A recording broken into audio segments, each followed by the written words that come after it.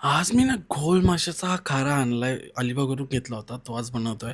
त्याला गरम पाण्यामध्ये थोडं सोकत ठेवणार जेणेकरून त्याचं मीठ वगैरे निघेल आणि मग त्याला थोडं स्वच्छ धुवून घेईन. मी त्याला इथे कढईमध्ये तेल टाकतोय.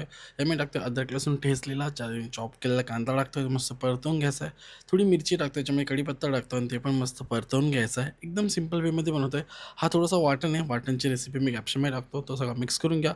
मग यामध्ये टाकायचे हळद, आगरी कोळी मसाला, काश्मीरी लाल मिरची हे सगळे मसाले टाकून मिक्स करून घ्या. थोडं-थोडं पाणी टाकून मसाला मस्त शिजवून घ्यायचा आहे. सिम्पली जसं आपण याच्या आधी खारे बनवले तसंच बनवतोय. पण हा घोल माशाचा खारा आहे आणि माहीत असेल घोल मासा किती एक्सपेन्सिव्ह असतो.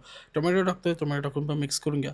थोडंसं पाणी टाकून टोमॅटोला मेल्ट होईपर्यंत झाकण ठेवायचं. एक 3-4 मिनिटात लो मीडियम फ्लेमवरती आणि देन आपल्या याच्यामध्ये तो घोल मासा टाकायचा आहे. खूप जास्ती सॉफ्ट असतो. धुतल्यानंतर थोडा तुटायला लागला होता. पण माहिती आहे घोल माशाची तुम्हाला हिस्ट्री त्याच्यातलं पोटातलं ते औषधी बनवलं जातं आणि खूप महागलं जातं. म्हणजे महागडं विकलं जातं. ते आपल्याला काही मिळालं नाही, पण मासा खायला मिळतोय, ती गोष्ट मोठी आहे.